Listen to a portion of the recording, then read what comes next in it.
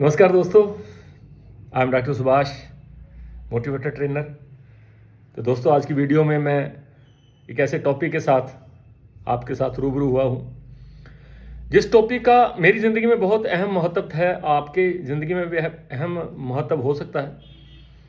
ये जो वीडियो हम देखते हैं, जहाँ ऑडियो सुनते हैं, उन लोगों की जो लोग कामयाब हुए हैं या जो लोग आपको सिखाने की कोशिश करते हैं, ये दोस्तों सिर्फ सुनने के लिए नहीं होती, इसको इम्प्लीमेंट भी करना होता है।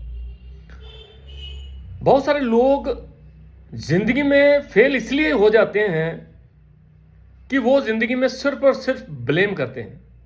ब्लेम करेंगे, कंप्लेन करेंगे, और ऐसे ऐसे लोगों से कंप्लेन करेंगे जिसका कोई मतलब ही नहीं है, जिसका कोई मायने ही नहीं है। स्कूल पे कंप्लेन करेंगे, फेल मैं इसलिए हुआ कि स्कूल अच्छा नहीं था, टीचर अच्छे नहीं थे, एनवायरनमेंट अच्छी नहीं थी, जहां मैं बैठता था वो तख्ता अच्छा नहीं था, स्कूल का रास्ता अच्छा नहीं था, मुझे किताबें नहीं मिली। क्या ये बातें करने वाली हैं? क्या ये ब्लेम करने वाला है? और दोस्तों, उसी स्कूल में उन्हीं टीचर से पढ़कर, उसी डेस्क में बैठकर, उसी एनवायरनमेंट में चल पल कर एक बंदा 99.9 नंबर लेके पास होता है, फर्स्ट डिवीजन में पास हो जाता है। आप क्या मानेंगे? वो स्कूल उसके लिए भी था, वो स्कूल उसके लिए भी था। उसने ब्लेम किया, उसने कंप्लेन की, लेकिन दूसरे लड़के ने सिर्फ सीखा, पढ़ा, जो उसका अपना आईक्यू था, जो उसकी स्किल थी, उसको यूज किया और वो 99.9 लेके आप पास हो गया। बहुत सारे लोग भगवान को ब्लेम करते हैं कि भगवान की वजह से ऐसा हुआ। कोई भी प्रॉब्लम होती है तो बोलते हैं भगवान तुमने ये क्या कर दिया। भाई साहब, भगवान आपके साथ कभी पार्शियलिटी करता है क्या? आपको पता होगा कि कामयाब बंदे और अनसक्सेसफुल लोगों में कोई अंतर किया है ऊपर वाले ने? नहीं। कामयाब आदमी भी 9 ही महीने में पैदा हुआ और अनसक्सेसफुल बंदा भी 9 महीने में पैदा हुआ, और दोनों नंगे ही आए हैं। जब ऊपर वाला आपके साथ पार्शियलिटी नहीं करता तो फिर हमें ब्लेम बनता ही नहीं है दोस्त। उसने हमें पैदा किया, इतनी खूबसूरत दुनिया दी, हमें तो उसके लिए एक थैंक्स करना चाहिए। ये जो जहान हमको दिया है ना ऊपर वाले ने, ये किसी और को नहीं मिला है। पशु पक्षियों को नहीं मिलती है ऐसी दुनिया, कलरफुल दुनिया देखने का सिर्फ और सिर्फ मौका इंसान को दिया है। और जानते हैं आप लोग, ऊपर वाला इंसान को जब बनाने की सोच रहा था तो यही सोच रहा था कि मैं किस चीज को अपनी क्रिएशन बनाऊं, सबसे टॉप पे रखूं।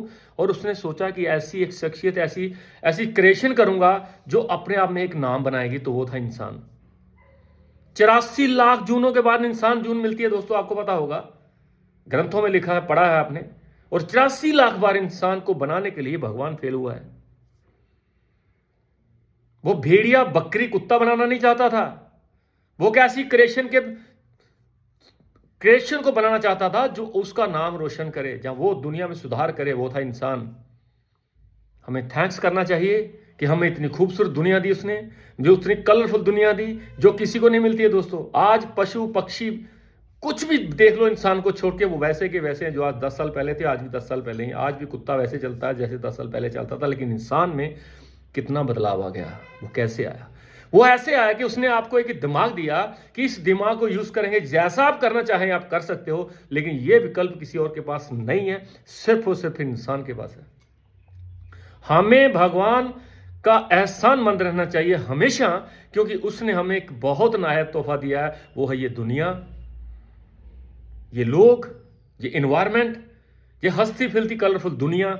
उसने अगर ना दी होती तो शायद हम ये देख ही ना पाते। तो दोस्तों, सबसे पहले थैंक्स करिए उस भगवान को जिसने आपको दुनिया में भेजा, आपकी क्रिएशन की। और उसके बाद माँ बाप का हमेशा हमें इज्जतमान करिए, हमेशा उनका थैंकफुल रहिए, क्योंकि उन्होंने आपको पैदा किया और इतनी खूबसूरत दुनिया दी।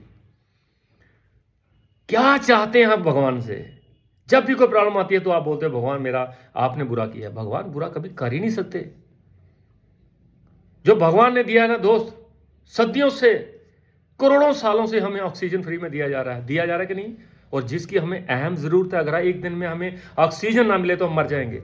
अगर ऑक्सीजन की वैल्यू देखनी है तो दोस्तों उस आईसीयू में जाके देखो, जहां पे एक इंसान जब ऑक्सीजन का सिलेंडर का मास्क लगाता है तो वो 5 दिन, अगर 10 दिन अगर उस हॉस्पिटल में आईसीयू में रहता है, तो उसके बाद उसको उस 10 दिन की ऑक्सीजन लेने का जो मुआवजा देना पड़ता है वो लाखों में होता है दोस्तों। ये तो आप भली बात जानते हैं। वो कितनी ऑक्सीजन आपको सदियों से दिया जा रहा है, कभी आपने उसका थैंक्स किया? नहीं किया दोस्तों। इसीलिए मैं कहता हूं कि हमें हमेशा भगवान के कृतज्ञ रहना चाहिए, उसका एहसानमंद रहना चाहिए, अपने माँ बाप का एहसानमंद रहना चाहिए, इंसान एहसानमंद रहना चाहिए, इस इन्वायरमेंट का एहसानमंद रहना चाहिए, इस नेशन का कि जिस देश में मैं पैदा हुआ उसका नाम है हिंदुस्तान। मैं हिंदुस्तान में पैदा हुआ, ये भी मेरे लिए बहुत बड़ी फख्र की बात है, क्योंकि हमें हमारे जैसा मुल्क कहीं भी आपको मिलेगा नहीं। तो ये सारी की सारी चीज़ें उसने दी हैं। उसके बाद शुरू होती है हमारी दुनिया, हमारी सोच, जो उसने हमें एक दिमाग दिया कि तू इस दिमाग को जैसे यूज करेगा ये आपको वैसा ही बना देगा। अगर इस दिमाग को आपने कमांड दी है, इस दिमाग को आपने कहा कि मैं एक चोर बनूंगा, तो ये आपको चोर बनाएगा। इसको आपने कमांड दी है कि मैं दुनिया का सबसे अमीर बंदा बनूंगा, तो ये आपको अमीर बनाने के तरीके बताने में लग जाएगा। ये डिफरेंस है हमारा और पक्षियों का। हमें हमेशा एहसानमंद रहिए उस भगवान का कि जिसने हमें ये इतनी खूबसूरत दुनिया दी। मैं नहीं कहता हूं कि आप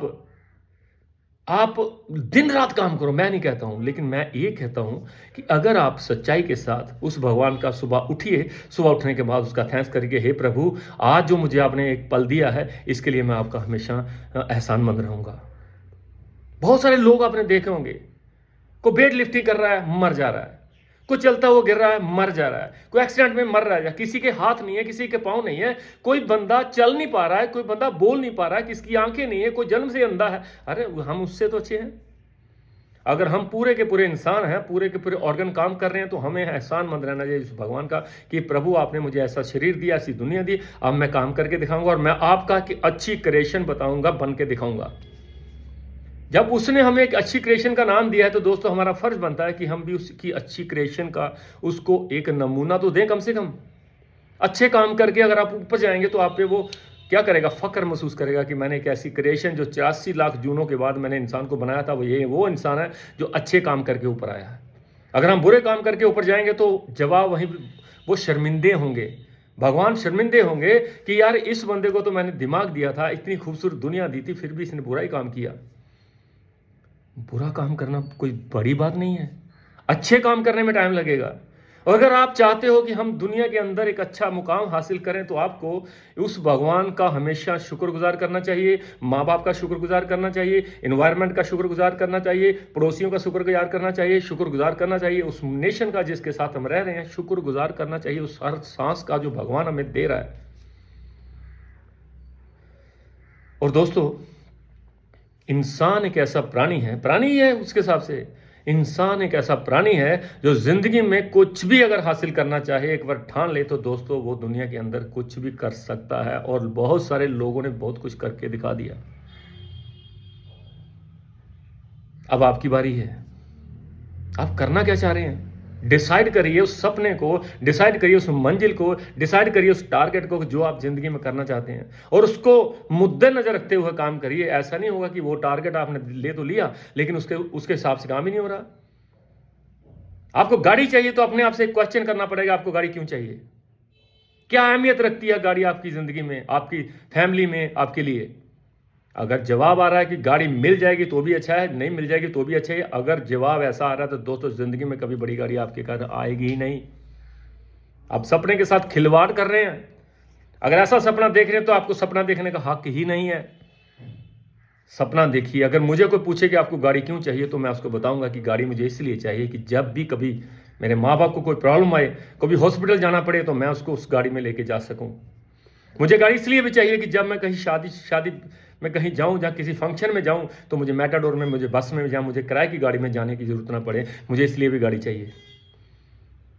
मुझे इसलिए भी गाड़ी चाहिए कि जब मैं अपनी जॉब पे जाऊंगा, जब मैं किसी फंक्शन में जाऊंगा, बारिश लगी होगी तो मैं उस गाड़ी में जा सकूं। मैं अपने माँ बाप को ऐसी एक एसी का मैं अनुभव करवाना चाहता हूं, मुझे गाड़ी इसलिए चाहिए।